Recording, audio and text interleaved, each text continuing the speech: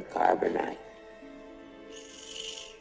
You have hibernation sickness. I can't see. Your eyesight will return in time. What's going on, everyone? Jeremy here from The Quartering. I hope you had a wonderful weekend. It's the week of Christmas. I want to let you know that I'm here. I will be working just about every day, probably every day, because I know those long family Christmas celebrations can be a bit of a grind, and perhaps a bit of funny news or stories might help you get through the day a little bit easier. Now, over the weekend, there was a lot to say about Star Wars: The Rise of Skywalker, and I hear you. Many of you are tired of the Star Wars videos, and I'm going to actively pursue other topics in between. Today I've got a great topic on The Witcher showrunner, blasting critics, and things like that. So I promise I'll keep things mixed up, but allow me to paint a picture for you. A picture that I'm hoping that if you appreciate it, you'll leave a like and a comment, and you'll consider sharing this somewhere, because we have to get the normies to understand that Rotten Tomatoes is bought and paid for. Now, throughout the weekend, and I will show you the evidence of this, it is clear to me that Rotten Tomatoes locked the the audience's review score. It is the only site that has yet to move even 1%, even after adding over 35,000 votes. That is not only statistically improbable, it's downright impossible. Now, why would Disney, or Fandango, should I say, be interested in helping Disney? Well, Fandango is, of course, owned Rotten Tomatoes is owned by Fandango. Fandango has Comcast, NBC, NBC Universal, etc. as parent organizations. Essentially, Rotten Tomatoes is a marketing website. Why is this so important to me? Well, because it is unbelievably biased. Every time the rubber hits the road, there's some sort of controversy with it, where it's protecting Disney in most cases, as we saw with Captain Marvel, which I'll share with you as well. Now, if we look at who is the CEO over at Fandango, well, in 2012, they hired former Disney executive Paul Yanover. That's right. Former Disney executive Paul Yanover was appointed president of Fandango, a newly created position at the movie online ticket service owned by Comcast. Yanover will report to Nick Lehman, president of digital for NBC, Universal Entertainment Networks, and Integrated Media. He'll lead Fandango's overall business strategy, specific focus on strategic partnerships with movie studios and creating new products. Now, Fandango is just a ticket sales app, right? It was that. Then a strategic partnership for them is a review site, a movie review site. And another strategic partnership would be, I don't know, working with Disney on selling expensive ad space. If you go to Rotten Tomatoes' website, the only ads you really ever see there are either insurance or other movies. So absolutely, Fandango and Rotten Tomatoes have a strongly vested interest in pleasing their corporate overlords, their ad buyers. They are not an unbiased source. We saw this clear and simply back in February of 2019 when they changed the entire system to protect Captain Marvel. Now, this is a change that I support. You should only have verified reviews. To have a system involved that allows for verification before you do a review only makes your site way more credible. But the problem was, once they did that, they couldn't control the narrative. They couldn't say, well, all these reviews are Russian bots, or all these reviews are from people who never saw the movie. That's a big oopsie, a big oversight. They accidentally rolled out a feature that would make their site more credible, but unfortunately, it would allow bad movies to receive bad reviews. And that is not what corporate overlord Disney would want. And we've seen before that they will change a company's strategy to protect that. Now, in the face of overwhelming negative user reviews for Captain Marvel, Rotten Tomatoes president came out and said, "We didn't change the site to protect Captain Marvel." Now, if you have to know, if you guys all know, like I know, if you have to come out and say it isn't because of something, it's probably because of that thing. Review site Rotten Tomatoes is instituting some changes, leading many to believe it's responding to the recent controversy over the site's Captain Marvel page. But Paul Yanover, president at Fandango, which owns the site, told CNET that that's not the whole story. In case you were snapped away by Thanos in the Avengers Infinity War and thus missed the recent controversy, here's a recap. Captain Marvel doesn't come out till March 8th, but users are already leaving negative comments about the film on the site's Rotten Tomatoes, a process dubbed review brigading. By many recent comments seem to have come from those who are angry at the star Brie Larson. Also, make no mistake, as I will point out, as all these investigative sites seem to forget, there are almost always positive review brigading as well.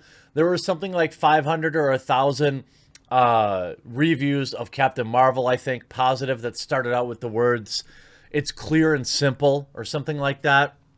There was some investigation there. And let's not even get into the fact that now it's pretty clear to me that Disney's buying tickets in order to skirt this review system. We're going to get into that in a second video later today, but I digress. Oh, the changes are not simply a reaction to, oh, gee, there's some noise created around a certain movie, Yanover told me. Yes, some adjustments were aimed at what he calls noise reduction. When high-profile films such as Captain Marvel or Star Wars attract trolls with agendas, but as a whole, these changes are part of a long-term site strategy, he said. So he, in particular, at this moment, referenced two Disney franchises, Marvel and Star Wars. And again, they always talk about the negative reviews, but they never talk about the positive review brigades. Larson drew fire in part for telling Marie Claire magazine that she noticed that critics covering her films were overwhelmingly white male. And that was confirmed by USC study. Now, say what you want about Brie Larson. I'll probably agree with it, but that is neither here nor there. We're talking about exposing Rotten Tomatoes here as a hack site. And now it's interesting to me that in a world of thousands of websites that rely on pop culture, nobody is covering this. We need to reach the normies. I'm asking that you consider, if you use Twitter, share this video on Twitter, share this video on Facebook or Reddit or whatever you may use, because I'm going to show you even more reason. Now, yes, this is all circumstantial. There's almost no chance I could have hard evidence here. But nonetheless, we've already seen the incestuous relationship between Rotten Tomatoes, Fandango, and Hollywood. Okay? We've seen their president, Paul Yanover, mention Star Wars and Marvel movies specifically as requiring extra hand-holding and attention from their review site. We've seen them implement systems sparked by protecting Captain Marvel. There's no reason to believe that they aren't doing the exact same thing with Star Wars: The Rise of Skywalker. Let me share some data with you. 6,200 reviews in, 6,231. The reviews sit at 86%. 9,628. The reviews are at 86%. 11,591 reviews at 86%. All of this data is archived. So these aren't screenshots. These are like literal evidence. 11,815, 86%. 11,994, 86%. 12,205, 86%. 12,391, 86%. Are you noticing a trend here? I mean, are you noticing a little something that might be going on here? Let's just skip ahead a little further. 17,927, 86%. 18,253, 86%. 20,359, 86%.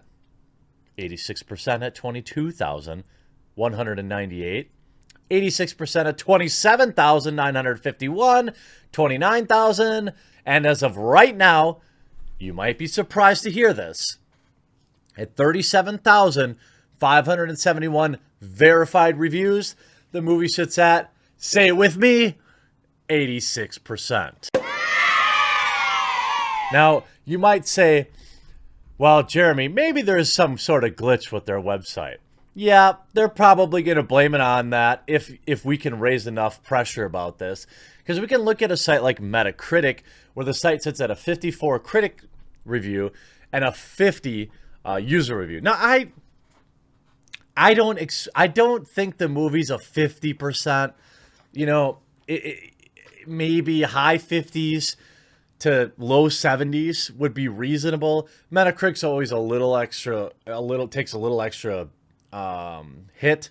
They do scrub reviews that are clearly kind of like brigade type reviews. Now, I don't know if they do it for positive and negative, but you know, I'd like to see Metacritic roll out some sort of verified review system as well. But with 2,200 reviews on Metacritic, it sits at a 5. With 37,531, it remains at an 86% on Rotten Tomatoes, just like it was in the first 100 reviews. That is not only statistically improbable, but it's downright suspect that Rotten Tomatoes should not and will not be trusted ever again if we do our part. Now, they rolled out to say, we've got verified reviews, this is a good thing, and I backed them. But they really showed their hand when they purposely locked this review score. There is no way that between 6,000 reviews and 40,000 reviews that number didn't change one bit. Maybe the movie is an 86. Maybe you have the argument, you know what, Jeremy?